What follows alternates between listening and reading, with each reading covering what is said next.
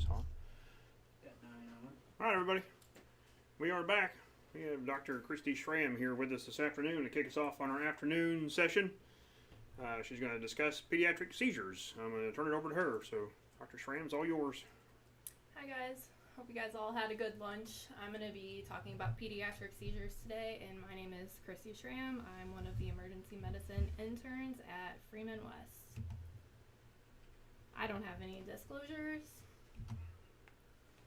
I just wanted to start off with some quick did you know facts. So pediatric seizures, they account for approximately 5 to 15% of all your guys' calls that you receive annually. 5% of all pediatric patients usually develop a seizure by the time that they're 16 years old. Epilepsy, which is a type of seizure, the general population has about a 1% risk of developing it on its own. And then children who have a febrile seizure, they have about a 2% risk of developing epilepsy afterwards. Another fun fact is there's actually seizure dogs. I had no idea you could purchase a seizure dog, but they're actually trained to lay by you if they think that they're having a seizure, and they're trained to kind of detect certain body changes that might predict a seizure. These dogs are $50,000, so I'm sure there's not many of them out there. So next I'm just gonna go over just kind of the different types of seizures. So you have a focal seizure, which happens at one part of your brain, whereas a generalized seizure can happen throughout your entire brain. They're kind of broken up into two different areas. There's a focal and partial, and then there's a generalized seizure. The focal and partial seizures, they're broken up into simple or complex. The difference between these two is a complex, they're going to have loss of consciousness. When we move over to the generalized side, there's a bunch of different types that we have. The most common that you guys probably think of when you hear seizure or see seizure is the Tonic-Clonic grand mal. They're going to have loss of consciousness and they're going to have the convulsions. It's usually the typical type that you think of. There's also, they could just have a clonic where they have the repetitive jerking. They could have tonic where their body kind of just goes stiff and rigid. There's an atonic where they just lose all tone. There's myoclonic where they have sporadic jerking, and then there's absence seizures where they have brief loss of consciousness and they kind of appear like they're just staring off into space. We'll touch on some of these in the future. Alright, so different causes of pediatric seizures. We have child abuse. They could have a brain injury, ultimately ended up with a seizure. So that's something to think about when you receive a call, when you're on scene. There could be a medication overdose. Could be due to a fever. Could be hypoglycemia. That's a big cause. That's something you don't want to miss. Could be due to sepsis. They could be hypoxic. They could be hyponatremic. A lot of times in infants, it's because the parents don't know how to mix the formula correctly, so they add too much water. The baby then becomes hyponatremic and they can seize. And a lot of the times, the anti-epileptic medications, the levels when we check them in the emergency department are low. It's usually because parents are not dosing these medications correctly. So a lot of times if the medication dose is low, they can still end up seizing. That's if they have a known seizure disorder. And something that mimics pediatric seizures is breath-holding spells. You know, it's the typical kid that doesn't get his way. He holds his breath until he passes out. The difference with this is they return to baseline quickly, whereas the seizure, they're going to have that post-ictal phase afterwards that can last up to 1 hour. So I'm going to go over some important questions to ask. What do you all think are some good questions to ask when you arrive on scene to the parents?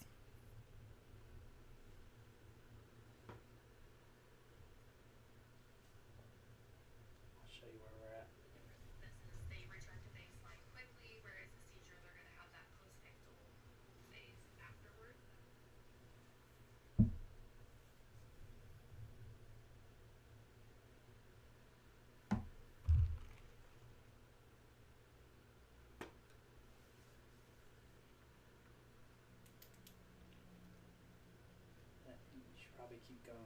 it'll be a big delay if nothing.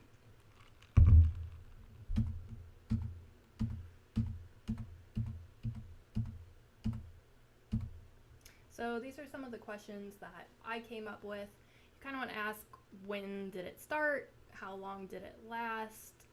Do the parents think that they're at their baseline, or does the kid seem a little off to them? That would be more postictal. Do they have a history of seizures? Are they on seizure medication already? What is the dose of that medication? Do they take the medication appropriately? And what did the parents do when they saw the seizure? Did they give rescue medications already? If so, how much did they give and what did they give?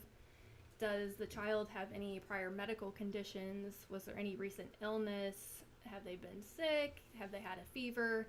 Was there any recent trauma? Any other injuries associated with the seizure? Did they fall down when they were having a seizure and hit their head and hurt themselves? Or was there a possible overdose from medications or chemicals? So en route to the emergency department, you always should do the ABCs regardless. So their vital signs can be abnormal. They can have an increased heart rate, they can be breathing pretty quick, they can have decreased respirations causing them to be hypoxic, and they can be febrile.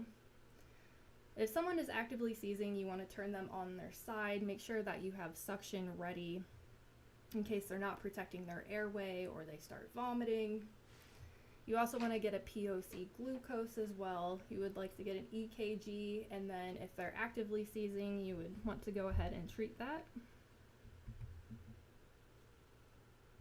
Physical exam. So general appearance, are they currently seizing? Are they unresponsive? Do they look post-ictal? Are they just staring off into space? Is their airway patent? Are they breathing? You want to look at their neck. Is it stiff?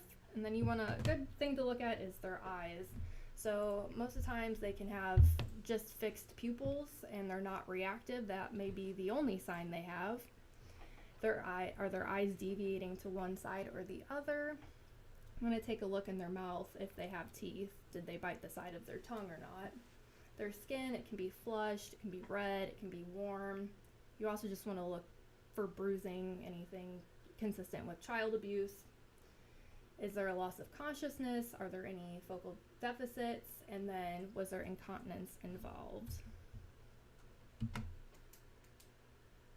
So what does a seizure look like in babies? It's kind of hard to tell because most of the time they're not going to have a tonic-clonic jerk, they're not going to bite their tongue, and well, they always have incontinence, so that's not going to help you out much.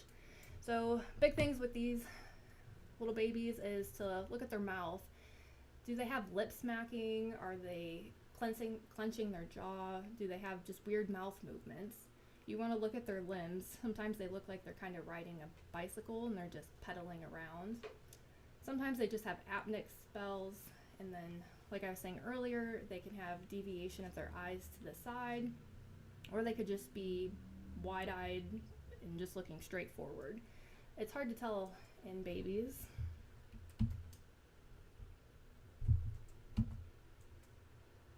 Alright, so next I have a video of what it looks like in babies. It's really hard to tell. See if this plays.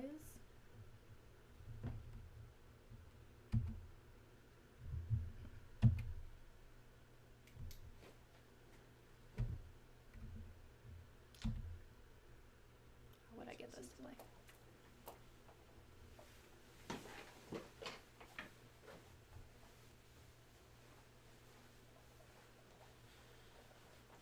See if it screens.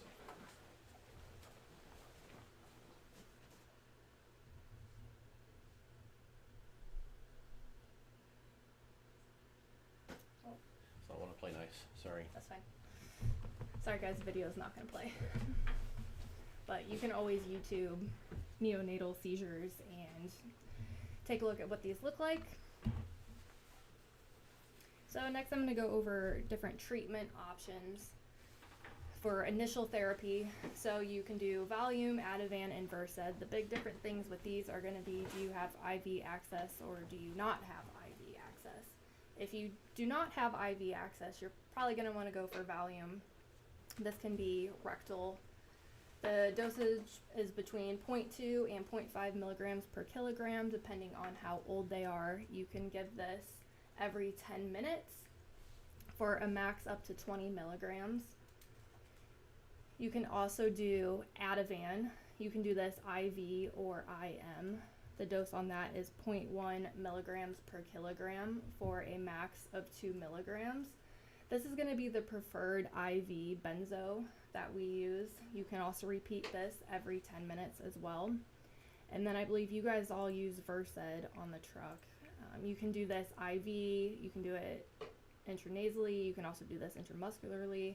The dose on this is going to be 0.1 to 0.2 milligrams per kilogram. This is going to be the preferred IM benzo, and you can repeat that dose every 5 minutes. When giving benzos in general, you want to just monitor the respiratory status. Make sure that they're protecting their airway. Next, I'm going to talk about status epileptic. I cannot say this word, sorry guys. So this is a seizure that's lasting greater than 5 minutes, or when multiple seizures occur. The big thing with this is they don't return to their baseline in between seizures.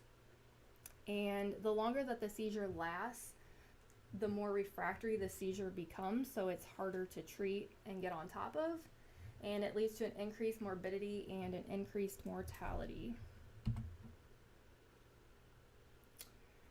This is just a good slide if you want a look at quick dosages and medications. Hopefully you guys aren't, 20 minutes, 30 minutes out and people are still seizing on you. We talked about, initial therapy of a seizure a couple slides back. If there's status, you can repeat the benzos up to 5 minutes. You can also use phenytoin. If it becomes refractory, this is probably more of a thing in the emergency department, but we can add on Keppra. We can add on phenobarb. We do phenobarb a lot in babies. And if you have to intubate, good things to use are ketamine and propofol. So next we're going to talk about febrile seizures. Some criteria for this is it's going to be anybody between 6 months and 5 years old. They can't have a CNS infection or inflammation. And it's associated with a temperature greater than 38 degrees Celsius. And there's going to be no metabolic issues that could cause convulsions, so no hypoglycemia, no hyponatremia. And they can't have a history of afebrile seizures. So if they've ever had seizures before, they're not going to be put into this category of febrile seizures.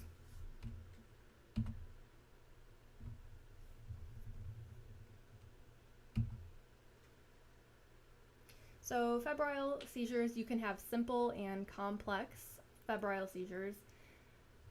The simple ones, they have one seizure, it lasts about 15 minutes, they go back to their baseline, they don't require any medications.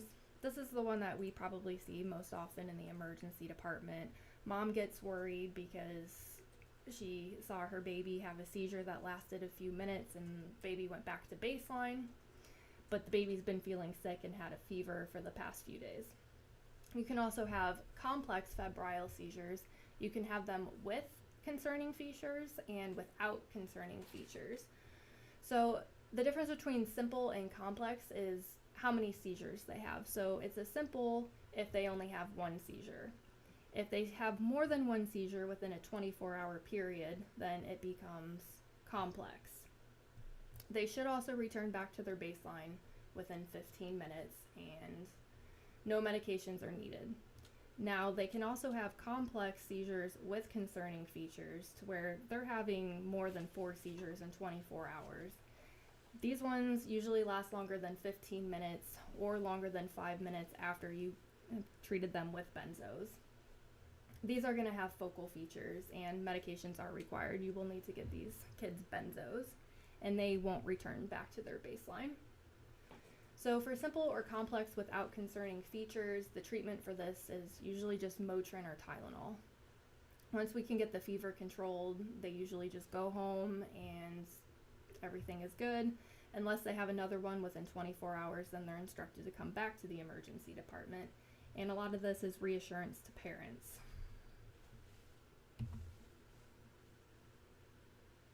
Alright, so next we're going to talk about epilepsy. So this is going to be greater than 2 unprovoked seizures. This can actually resolve when they remain seizure-free for 10 years without seizure medications.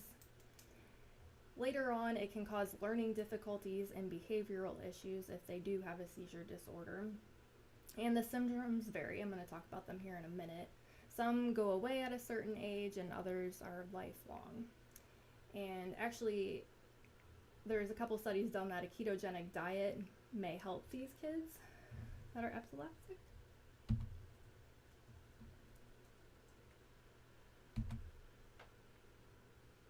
Alright, so now I'm going to talk about the different types of seizure syndromes here. So we have benign Rolandic epilepsy. This usually starts when they're between 3 and 10 years old. It goes away by the time that they're driving, 16 years old. They kind of call it a focal aware seizures. This one happens more at nighttime. They kind of get a tingling in their mouth. They may start making grunting noises before it happens, and then their speech is affected. This can go on to develop into a tonic-clonic seizure where they would need benzos, but most of the time it does not. There is a syndrome called childhood absence epilepsy. This starts between the ages of 4 and 10, and this usually goes away by the time they're 12 years old. They kind of have a blank stare, and this can happen just for a few seconds. Most of the time we get complaints that, oh, the teacher at school said that little Johnny would just keep staring off into space like he's not paying attention. That's a good sign that they could have childhood absence epilepsy. Juvenile myoclonic epilepsy, this starts at age 12 to 18. This happens first thing in the morning when they wake up, and it's brought on by fatigue, stress, and alcohol. And there is also a syndrome called West syndrome. This is the infantile spasms. This starts at 6 months to about 1 year, and this usually goes away by the age of 5. They get spasms, and it kind of happens in clusters from when they go to sleep to when they wake up. I have a video of it next, but I don't think it's going to play for you guys. There is also, so now I'm going to talk about the epilepsy syndromes that continues lifelong. So we have the Lennox Gustat syndrome. This starts when they're 3 to 5 years old, and it continues all the way through life.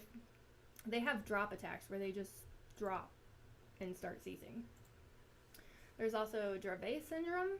This is a genetic mutation that begins in the first year of life. We actually have a kid here in Joplin that we get quite often in the ED who has this. This is a lifelong syndrome. Both of these are super difficult to treat. Most of the time they have all these rescue medications that they have to keep increasing the dose on.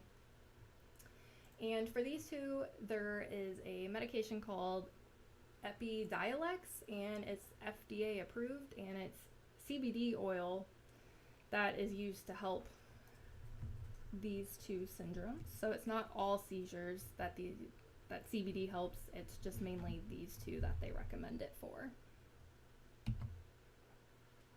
This is the video that's not gonna play.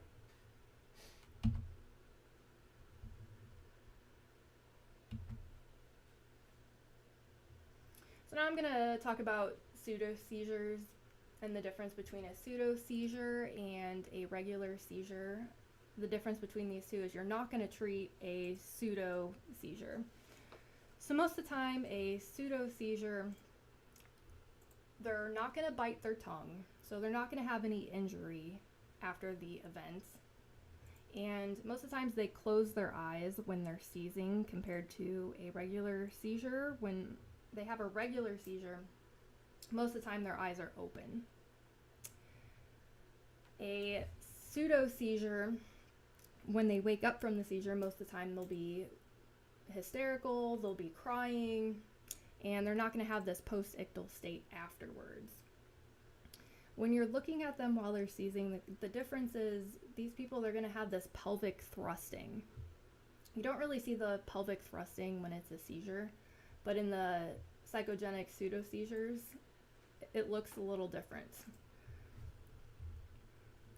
And the EEG findings, they're going to be normal for people who have pseudo seizures. Most of the time, if you show up to a call, they're not going to tell you they have pseudo seizures. So it's going to be something where you're going to have to look at them and try to figure it out. Or if you've received multiple calls from them in the past and happen to know, you don't treat these people with benzos.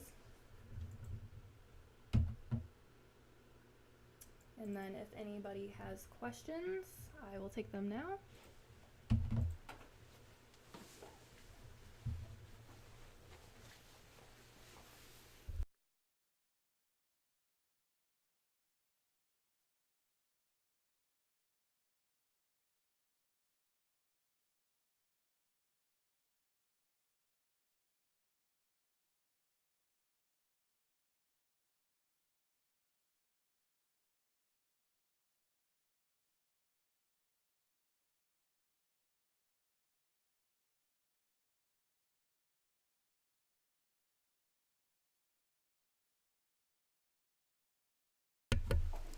Okay, so as we're waiting for everyone's riveting questions, and I know they're currently typing, sarcasm included, but please, yes, give us a question.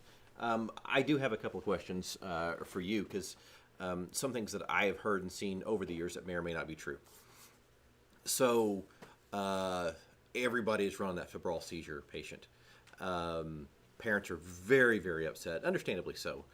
Does that patient need to go to the ER?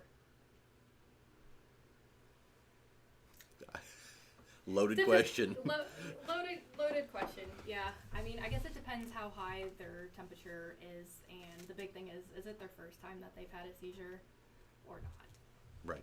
You know, they're easy to miss, especially when they're younger. You know, they could have had a seizure while they were sleeping and parents didn't notice. It could be the second seizure within 24 hours that parents don't know about. So on the safe precaution of that, probably. Okay. Yeah, and I know sometimes they get very, very upset. We're like, it's always best to have because kids can't tell you what's going on, is to have them evaluate. Always kind of default to that area, but and we understand that. So I've also been told that if you have a kiddo that has a very high fever, and you're going to actively cool them down, because I know people have done really dumb things like throw them in an ice bath, right? Completely wrong. That if you cool them off too fast, you can also have a febrile seizure just from the temperature rate change. Yeah, you can. Okay, so but it's in the opposite direction, right? Yeah. Okay. Yeah, you wouldn't want to cool them too quickly either. Right. Yeah, just because, honestly, typically just room air is quite a bit cooler than what they really are. Get them down in a diaper was what I was always told. Take their clothes off. Yeah. I'm trying to think of anything else. So I was always taught that it didn't really matter how high the fever was, it was how fast It was the it rate of jumped. rise. Yeah. Does that still hold true? Yep. We kind of go with the 38 degree Celsius temperature. Okay, so you kind of move more of a marker, and I was too. I was always taught it was the rate of rise is not as much as this how high it got. Obviously, it's patient dependent, but so 38 degrees Celsius. I would say most of the time though the parents don't really know Right. how quickly it's gone up, or most of the time they're like, oh, they just feel hot, Right. Right. or they've already been giving them Tylenol or Motrin or whatever, and you don't know exactly. Most of the pediatric seizures that I've run on are mostly febrile, or it was very well diagnosed, usually somebody with other extenuating factors that have led to seizure disorder also. So I don't know that I can count on one or two, possibly in 20 years, that were new onset pediatric seizure, non-febrile. Yeah, it's very rare. Yeah, it's very, very rare. But we've had, I know, rectal Valium used to be a thing, where we 20 years ago, that was about the only option you had. So now we have a lot more options there to do as far as benzos and administration routes. So. IM works really well. Yep, IM works really well. Monitor oxygen levels, things like that, exactly what you have said. So, any other questions that are popped up? I know they're rolling in rapidly. We're good. All right. Mr. Prosser, do you have Anything further? I do not. Is there anything you see that we could work on? as a Absolutely. whole? And I'm not sure if everybody heard that Mr. Powell's asking, is there, anything that you see in the ER that we can do better as services to better provide pediatric care or better set you guys up for success in the ED? I think it would just, getting the POC glucose is something that's important because a lot of times, I don't know, that's missed. Yeah. Just getting them undressed as well is helpful. But other than that, I think you guys have been doing pretty good. Well, absolutely. I did have one, and it caught me off guard, and I've seen it once on a trauma patient, and I actually saw my daughter do this. It was a hypoxic seizure, and it was very rare. In my daughter's case, my 4-year-old jumped, landed right on her diaphragm. She was 10 years old. Completely knocks the air out of her. She turns blue immediately and completely postures and goes into a seizure. She has never had after, before, since, whatever. There's no history of that, but it's amazing a couple of different factors people don't think about that can cause pediatric seizure, like blood glucose or hyponatremia. I didn't even realize that one, like watered down bottles. I didn't realize that. So that's very interesting. I didn't know that. Anyone else? No, a bunch of thank yous. Yes. Thank you very much. You're welcome. Thanks for having me, guys. Thank you, Dr. Schramm.